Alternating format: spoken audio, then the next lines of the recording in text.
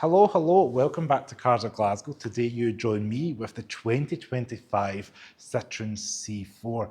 Now I'm down here at Arnold Clark Citroen Armadale to check out the new C4. I'm going to give you a walk around tour of the exterior, interior and get it out for a test drive. Now, first things off the bat, you're going to notice this is the facelift C4 under a couple of things. One, we've got the new retro-inspired chevron grille up front. We've got a new headlight design, as we can see here, that's kind of split with little horizontal daytime run light there. In this particular trim, we do have this kind of gold bit of trim on the front that is echoed around the side of the car. And overall, it's got some subtle tweaks through the exterior just to update it and modernise it for 2025. So all C4s come in three trim levels. You get the base trim U, exclamation mark, and then you get the plus trim and then the top spec max trim that this car is today. And speaking of this car, this one's finished in Manhattan green paint. So the C4 is offered with a petrol or electric model known as the EC4. The petrols come with a 1.2 litre pure tech. You get the hybrid one, which is about 130 odd horsepower, or you can get a base spec 1.2 litre as well.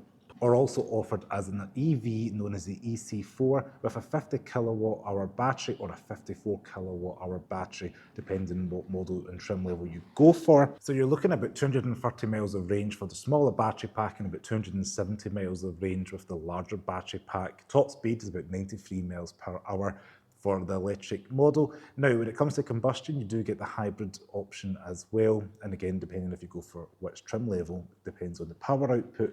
0 to 60 drops a little bit to about 8 seconds for that car. And depending if you go for the base one, it gets an 8-speed automatic transmission, or the hybrid mid-spec and top spec gets a 6-speed dual clutch transmission.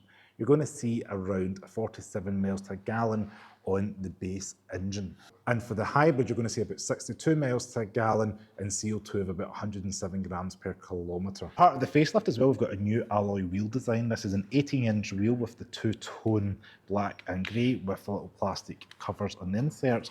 And again, you can see the new updated chevron logo, the kind of retro-inspired one we've seen in the front of the car, is on the centre hubcap there. We do have black plastic around the arches running along the side of the sills.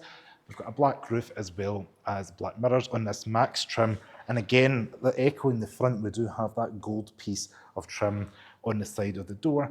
You're not going to notice too much different versus the outgoing model on the side, apart from the alloys and some paint colours. But round the rear is where you're going to see some big upgrades. This is the back of the new C4, which I'm most excited to show you about because I think this is the most changes you're going to recognise. We do have Citroen spelled out across, and this is raised, which is a nice wee touch.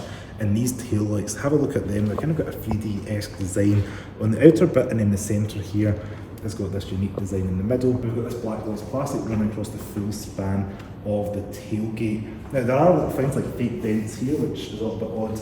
We do have a visible exhaust pipe, as well as reversing cameras and sensors, which is a nice neat touch. Now underneath the tailgate reveals 380 litres of boot space, the same that we've seen in the outgoing model.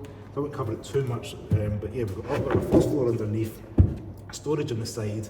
We have 60-40 seats with a ski road flue hatch that folds down. Now let's have a quick look in the back of this C4. So you join me in the back of the new C4. Now, two things I want to mention is one, the new design of the seats themselves have got this kind of quilted look. It also has the Citroen Advanced Comfort, which means basically it's got more padding inside for extra comfort on the road trips. This particular one does have kind of a tri-colour seat. We do have charcoal grey stroke black at the bottom, and then it works its way up to dove grey with a little insert of a kind of off-white colour in the middle.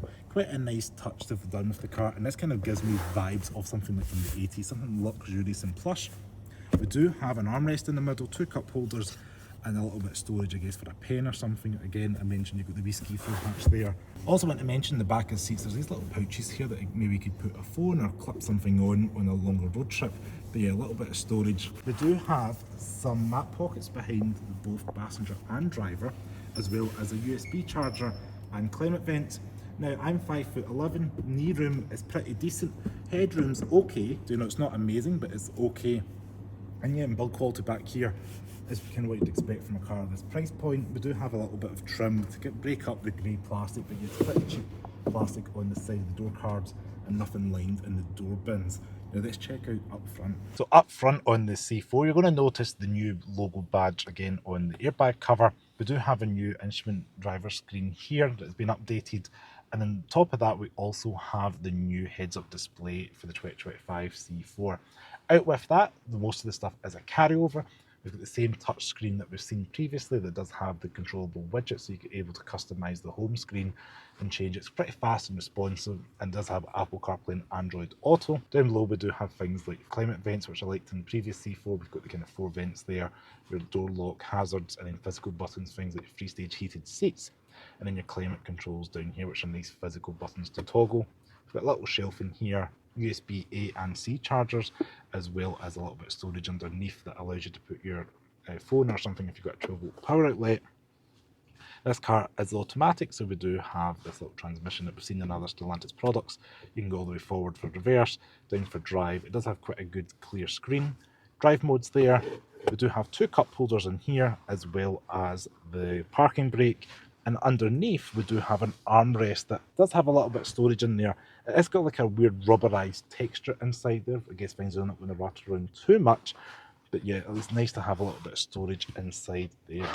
And of course, the armrest itself does fold forward and back, which gives you a little bit of adjustment, which is nice. So just like the outgoing C4, we do have storage here. So we do have a tablet holder that can go there. We do have this little shelf that pops out.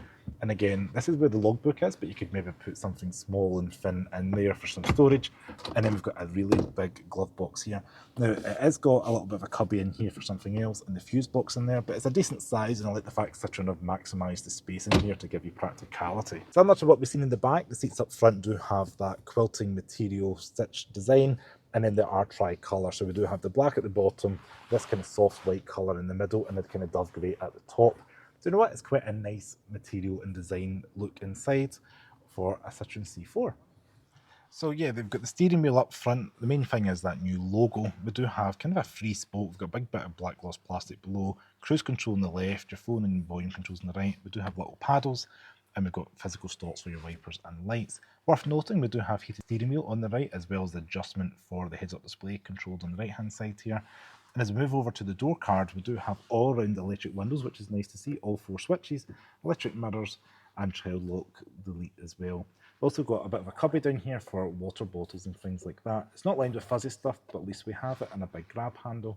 Material quality is okay, it's not amazing, but yeah, it's a little bit of vinyl where your elbows are going to go. Now let's get it out for a drive.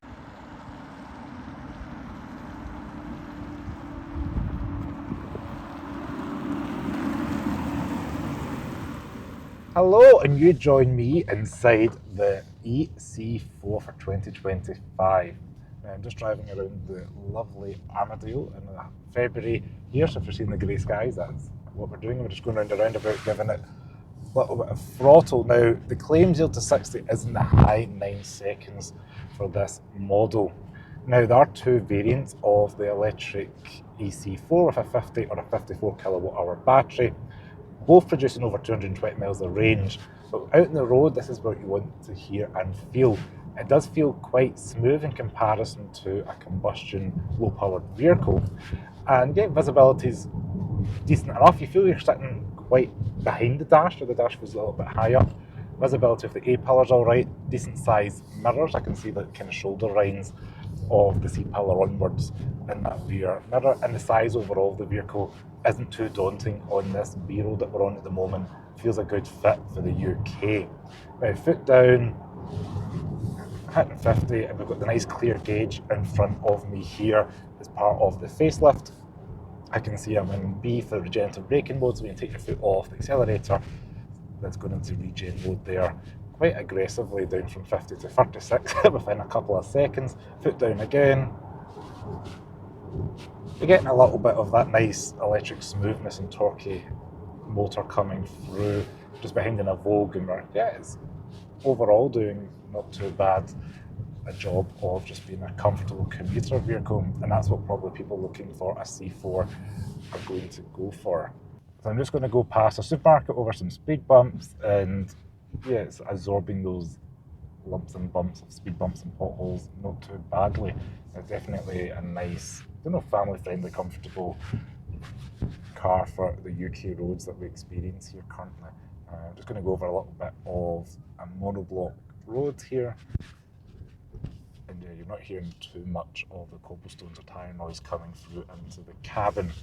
It's also worth noting that the C4 is fitted with progressive hydraulic cushions that help absorb the lumps and bumps that we experience on the UK roads. So that is the 2025 Citroen C4. Hopefully you all enjoyed this video and a little bit more knowledge about what the new facelift offers. A special thanks once again to Arnold Clark Citroen Armadale for loaning me this car to show you guys the new C4. So comment below your thoughts on the new C4, what you think of it, what do you think of the updates, the interior, what do you think it's like, and check me out on social media as well. I'll leave all that information below and I'll see you next video.